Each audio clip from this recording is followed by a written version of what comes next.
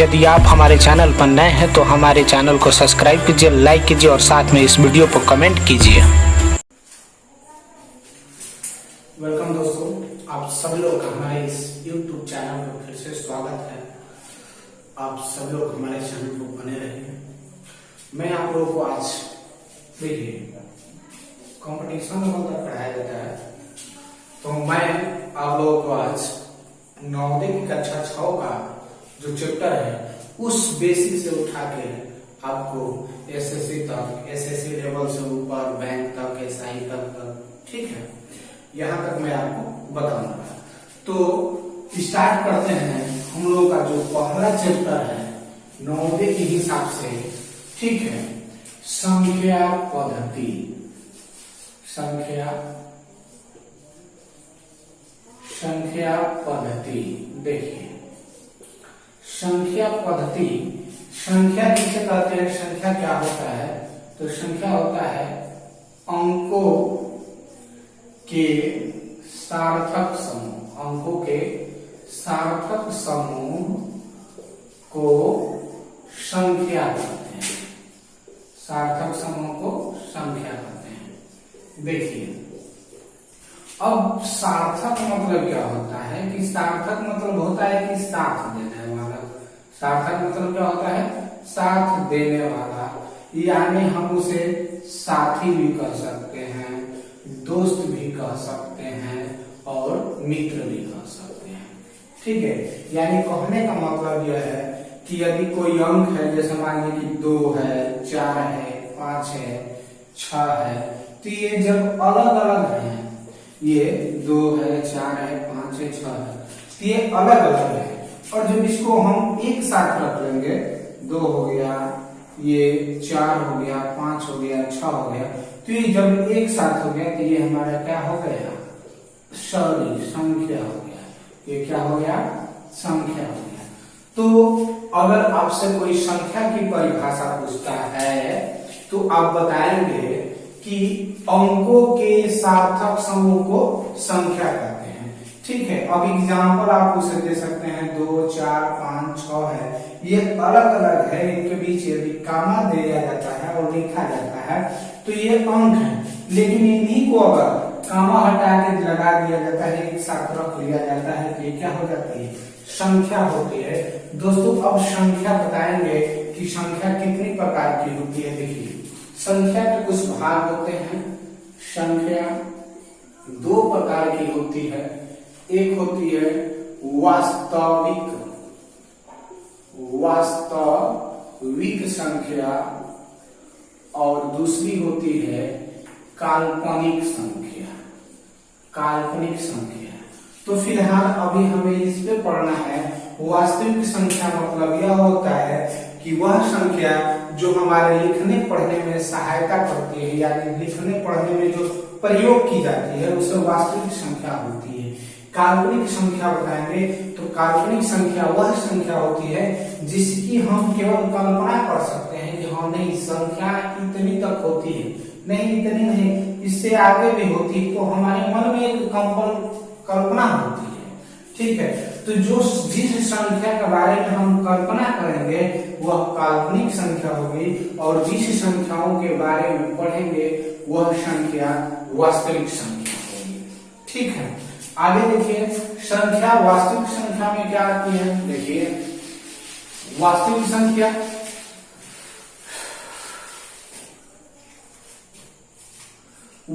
संख्या में हम जानेंगे सबसे पहले प्राकृतिक संख्या। प्राकृतिक संख्या क्या होता है भाई? प्राकृतिक संख्या, अब देखिए, प्राकृतिक संख्या वह संख्या होती है जिसकी सहायता से हम वस्तुओं को गिन सकते हैं। जिसकी सहायता से हम वस्तुओं को गिन सकते हैं।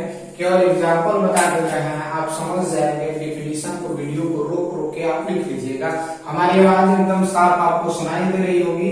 प्राकृतिक संख्या किसे कहते हैं?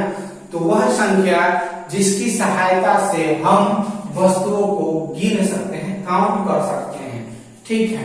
जैसे एग्जाम्पल में 1 हो गया, 2 हो गया, 3 हो गया, 4 हो गया, 5 हो गया, डाट अनंत, यह हमारी एक प्राकृतिक संख्या है, ठीक है।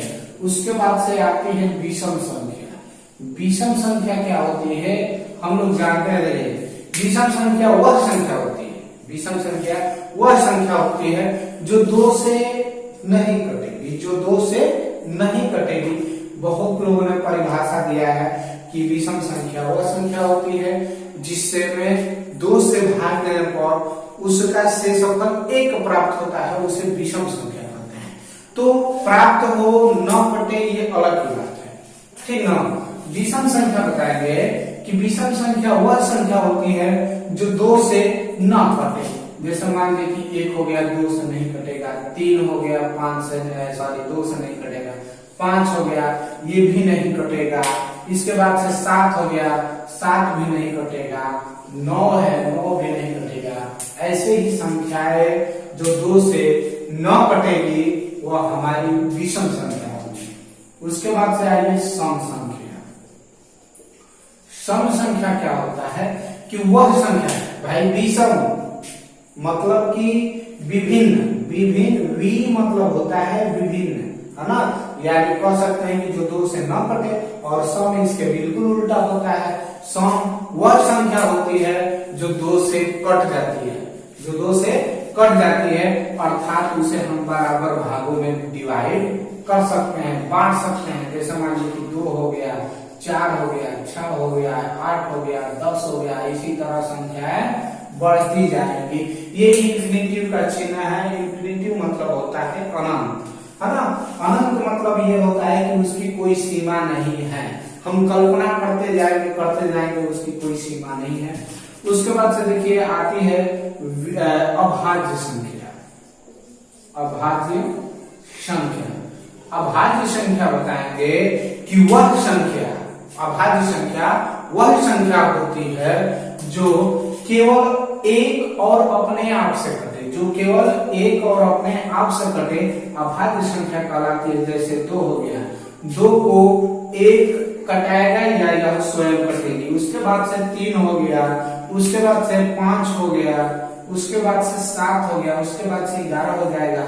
9 इसलिए नहीं होगा कि 1 के अलावा यह संख्या 3 से भी कटेगी और 9 से कटेगी, इसलिए हमारा यह 9 अभाज्य संख्या नहीं होगी, बल्कि 9 एक विषम संख्या होगी। 11 को देखते हैं, 11 केवल अपने आप से कटेगा और 1 से कटेगा, तो ये अभाज्य संख्या होगी।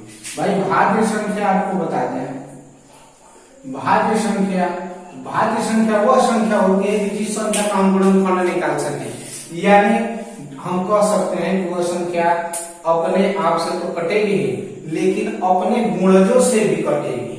जैसे मान लीजिए कि हमने 6 ले लिया, 6 एक भाज्य गुणनखंड भाई, 1 से भी कटेगा, 2 से भी कटेगा, 3 से भी कटेगा, 6 से भी कटेगा। तो देखिए अभाज्य में हमने ये देखा कि जो संख्याएं होती थी वह 1 से कटती थी और स्वयं से कटेगी अभाज्य के लिए। लेकिन भाज्य में हमने देखा कि भाई यदि कोई संख्या है तो वह अपने से भी कट रही है, 1 से भी कट रही है और अपने गुणजों से भी कट रही है, ठीक है। तो ये सारा चीज प्राकृतिक संख्या, विषम संख्या, सम संख्या, अभाज्य संख्या, अभाज्य संख्या आपको आसानी से समझ में आ गया होगा। उसके बाद से मैं आपको विभाज्यता का नियम रिपीट करा देता हूँ, दोहरा देता हूँ, ताकि आपकी विभाज्यता का नियम भी हल हो जाए। उसके बाद से मैं आपको क्वेश्चन बताऊंगा। देखिए विभाज्यता का नियम, विभाज्यता का नियम भाई, विभाज्यता का नियम इसलिए याद किया जाता है कि कौन संख्या किससे कटेगी हम आसानी से उसे हल कर सकते हैं। जैसे देखिए यहाँ पर मैंने कहा कि 2 से विभाज्यता, 2 से विभाज्य बस की तरह लिखते हैं और इसको बताते हैं कि हम 2 से विभाज्य कौन कौन सी संख्या होगी, अर्थात 2 से कौन कौन सी संख्या कटेगी। 2 से विभाज्य, 2 से कौन कौन सी संख्या कटेगी भाई। देखिए जिस कोई संख्या हो, कह सकते हैं कि जिस संख्या, कोई संख्या जिस संख्या के अंत में, जिस संख्या के अंत में 2 हो, 4 हो, 6 हो, 8 हो और 0 हो, तो वह संख्या 2 से कट जाएगी। कितनी भी बड़ी संख्या हो, चलिए मान लीजिए कि मैंने 1 2 3 4 5 6 ये लास्ट का अंक देखेंगे। यदि यह संख्या 6 है, इनमें से अगर कोई भी है तो यह संख्या 2 से कट जाएगी। कितना भी बड़ा संख्या ले लीजिए, आपको बस केवल देखना है लास्ट अंक देखेंगे। यह 3 है ना, 3 है तो यह 2 से नहीं कटेगा। अगर इसके स्थान पर यदि दूसरा कोई रहता है, 4 रहता है, 8 रहता है या 6 रहता है या 0 रहता है, तब यह संख्या 2 से कट जाएगी। ठीक ना, कितनी भी बड़ी संख्या ले लीजिए। तो उसके बाद से देखिए 3 या 9, 3 या 9 दोनों की विभाज्यता सेम होती है। दोनों बस देखा जाता है भाई कौन किस से कटा जाता है, उसका थोड़ा सा परिभाषा आप याद कर लीजिएगा, मैं बता दे रहा हूं। देखिए दी गई संख्या के अंकों का योग अगर 3 से कटता है तो वह संख्या 3 से कटेगी, और 9 से कटेगा तो वह संख्या 9 से कटेगी। फॉर एग्जाम्पल दैट देखिए, जैसे मान लीजिए कि हमने लिया 1 2 3, ये हमारे पास एक संख्या है। इस संख्या के अंकों का योग कहा है तो 1 प्लस 2 प्लस 3 जोड़ेंगे तो 6 आएगा, और 6 हमारा 3 से कट जाएगा। ये जो संख्या है ये भी 3 से कट जाएगी। अब देखिए हमने कहा है कि दी गई संख्या के अंकों का योग, तो इसमें 1 2 3 इनको आपस में जोड़े तो हो गया 6। तो यह संख्या क्या हो, कट गई 3 से। अगर यह संख्या 9 से भी कट जाती तो यह कट जाती, लेकिन 6 है जो 9 से कम है, इसलिए यह संख्या 9 से नहीं कटेगी। अगला एग्जाम्पल देख लीजिए, मैं दे रहा हूं आपको 522 है। अब इसके अंकों का योग करेंगे तो 5 प्लस 2 तो 5 4 कितना हो गया, 9 बटा के 9 हो गया, कटा दिए कट गया। तो देखिए संख्या के अंकों का योग यदि 9 से कट जाता है तो यह संख्या भी 9 से कट जाएगी। और एक एग्जाम्पल देखिए, जैसे मान लीजिए 1 2 3 4 5 6 2 3 3 3 6 6 4 10 10 5 15 15 6 21 21 6 27। अब इसको जोड़ दिए तो 27 हो गया। 27 9 से कट गया तो यह संख्या भी 9 से कट जाएगी। समझ में आ गया, 2 का भी और 3 तथा 9 इतने का समझ में आ गया ना। उसके बाद से देखिए आगे 4 की विभाज्यता क्या होती है भाई, 4 की विभाज्यता 4 से जिस संख्या के अंकों का है ना, कोई संख्या दी, मान लेते हैं हमारे पास 5 6 4 3 6, ये एक संख्या है 56,436। तो दी गई संख्या के कौन कौन सा भाई, इकाई और दहाई, यानी लास्ट के कितने, लास्ट के 2 अंक चाहिए। यदि लास्ट के 2 अंक, ये 36 है ना, कोई संख्या लास्ट में कितना अंक है 36 है, अगर यह संख्या 4 से कट जाती है तो यह पूरी संख्या 4 से कट जाएगी। समझ में आ गया। अगर इतनी बड़ी संख्या है, इसके लास्ट के 2 अंक देखेंगे, अगर यह दोनों अंक 4 से कट जाती है तो यह पूरी संख्या भी 4 से कट जाएगी। अगर लास्ट 2 जीरो कोई संख्या मान लीजिए 2 है, 2 के आगे 2 जीरो है, तो इसके लास्ट में यदि 2 जीरो है तो यह एकदम आसानी से कट जाएगी। कितना भी संख्या ले लीजिए, इसके लास्ट में यदि 2 जीरो है तो यह संख्या 4 से कट जाएगी। इसके साथ ही इसी का डायरेक्ट आपको 8 का बता देते हैं। भाई इसमें हमने 2 अंक लिया था और 8 वाले में लेंगे कितना, तो 3 अंक लेंगे। इसमें हमने 4 अंक वाले में 2 का लिया, लेकिन 8 अंक वाले में हमने 848 3 अंक लिया और कटाया तो 106 बार में कट गया, यानी यह संख्या 8 से कट जाएगी। तो देखिए हम कहेंगे कि दी गई संख्या के इकाई दहाई का अंक यदि 4 से कटता है तो वह संख्या 4 से कट जाएगी, है ना। दी गई संख्या के यदि इकाई दहाई का अंक 4 से कटता है तो वह संख्या 4 से कट जाएगी। और वहीं पे हम बताएंगे कि कि यदि दी गई संख्या की इकाई दहाई सैकड़ा यानी लास्ट के 3 अंक इकाई दहाई सैकड़ा का अंक यदि 8 से कटता है तो पूरी संख्या 8 से कट जाएगी। समझ में आ गया। उसके बाद से देखिए 11 का बता देते हैं, 9 का हो गया। वही चीजें उसी चीजें की विभाजता नियम पढ़ना है, उसी अंक की विभाजता का नियम पढ़ना है जो हमारी जरूरत पूरा करता हो, ठीक है, जो हमारी जरूरत पूरा करता हो। 11 है भाई, 11 से क्या करते हैं देखिए, कोई अब एक अंक है, जैसे मान लीजिए कि हमने 2 है, 2 को लिया, इस 2 को 2 बार 4 बार 6 बार यानी सम बार लिखेंगे तो यह संख्या कट जाएगी। हम 11 का परिभाषा बताएंगे, यदि किसी एक ही अंक को लगातार 2 बार 4 बार 6 बार 8 बार यानी उसे 100 बार लिखा जाए तो संख्या 11 से कट जाती है, वो संख्या 11 से कट जाती है। देखिए ये भी कट जाएगा, ये भी कट जाएगा भाई, 1 2 3 4 सोमवार है, 1 2 3 4 5 6 सोमवार है, ये भी कट जाएगा। यानी ये कहीं हमको ये 2 ही नहीं 5 भी अगर होगा, 7 भी होगा, अगर 10 भी 10 तो मान को संख्या हो गई, 3 भी हो गया, अगर 4 भी हो गया तो ये क्या करेंगे भाई, अगर ये ऐसे इस क्रम में रहता है, सम क्रम में रहता है तो ये संख्या आसानी से 11 से कटती है। उसके बाद से दूसरा इसका होता है कि दी गई संख्या के अंकों का योग है ना, किसके, दी गई संख्या के समस्थान, ठीक है। उसके बाद से विषम स्थान,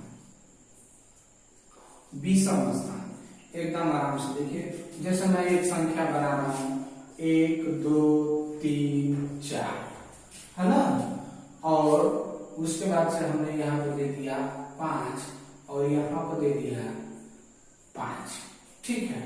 अब इसमें क्या करेंगे कि भाई यहाँ पे 4 दे देते हैं ताकि समझ में आ जाएगा बढ़िया से।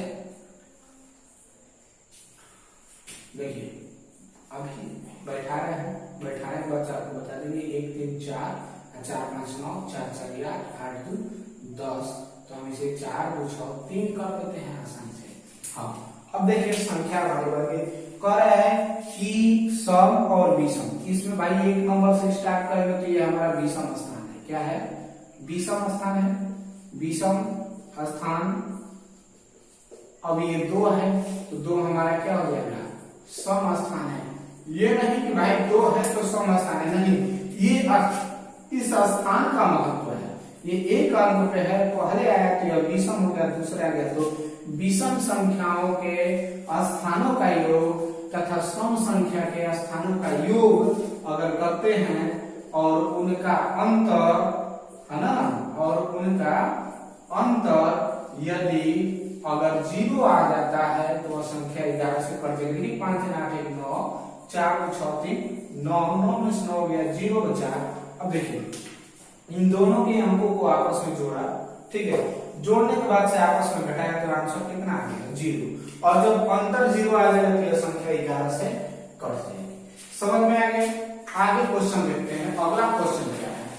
क्वेश्चन मैं आप लोगों को स्टार्ट करूंगा धीरे धीरे एकदम एक एक स्टेप से। भाई आप सीख रहे हैं तो सीखिए एकदम आराम से। देखिए कह दिया कि 2 4 1 0 से बनने वाली बड़ी संख्या क्या होगी, बड़ी संख्या क्या होगी। तो देखिए इसमें बड़ी संख्या बनाने के लिए सबसे पहले बड़ा अंक लेते हैं। तो हमारे पास 2 है 4 है 1 और 0 है, इनमें सबसे बड़ा 4 है, उसके बाद से उससे छोटा 2 है, उससे छोटा 1 है और उससे छोटा ये 1 है। ये बड़ी संख्या हो गई। अगर छोटी संख्या कहा होता तो देखिए हम ऐसे 10 लिखते हैं तो इस 0 की वैल्यू होती है, इस 0 की वैल्यू होती है, लेकिन हम ऐसे लिखें तो इस 0 की वैल्यू नहीं होती है। तो कहने का मतलब यह है कि यदि किसी संख्या के पहले ही 0 लिख लिया जाता है तो उस संख्या में 0 का महत्व नहीं होता है, इसलिए बाद में लिखा जाएगा। देखिए तो सबसे पहले 0 अगर है तो 0 से बड़ा 1 है, उसके बाद 0 रखेंगे, उसके बाद ये और उसके बाद ये हमारी छोटी संख्या हो गई। ठीक है, ऐसे संख्या बनाने में जैसे मान लीजिए एक और दे देते हैं एग्जांपल में, आपको बता दें 5 4 3 2 1 ये हो गया। अब ये कह रहा है कि बनने वाली छोटी संख्या क्या होगी, तो सबसे पहले छोटा देखा जाएगा, 1 है, उससे बड़ा 2 है, उससे बड़ा 3 है, उससे बड़ा 4 है, उससे बड़ा 5 है। क्वेश्चन समझ में आ गया, ये इस टाइप का क्वेश्चन आ जाएगा तो कर लेंगे आप लोग। अब उसके बाद से देखिए अगला स्टेप क्या होता है कि एक जातीय मान होता है, एक स्थानीय मान होता है। 3 4 2 6 5 में 4 का स्थानीय मान तथा जातीय मान का योग पूछ लिया हो। तो भाई देखिए एक होता है, इसको हम लोग प्लेस वैल्यू कहते हैं, है ना, और इसको हम लोग फेस वैल्यू कहते हैं। प्लेस वैल्यू और फेस वैल्यू में बस ये अंतर होता है कि प्लेस वैल्यू मतलब कि वह कितने स्थान पे है, उसका वास्तविक मान क्या है, और जातीय मान का मतलब कि वह कौन सा अंक है। जातीय मान का क्या है, कौन सा अंक है, यानी उसे इंग्लिश में फेस वैल्यू कहते हैं और स्थानीय मान को प्लेस वैल्यू। तो इसका स्थान लिखेंगे 4, 4 के आगे 3 अंक है, ये 3 अंक हो गया, ये हमारा प्लेस वैल्यू हो गया। और जातीय मान इसका कितना होगा, तो 4 है भाई, तो ये हमारा जातीय मान है। योग पूछा है तो योग कर देंगे, तो 4000 आप प्लस पे 4 कर देंगे तो 4004 इसका योग हो जाएगा। मैं आशा करता हूं कि आज का यह वीडियो आपका बेसिक कंसेप्ट बताने के लिए अच्छा से समझ में आ गया होगा। अब मैं आपको जो बताऊंगा क्वेश्चन, केवल क्वेश्चन ही बताऊंगा। धन्यवाद।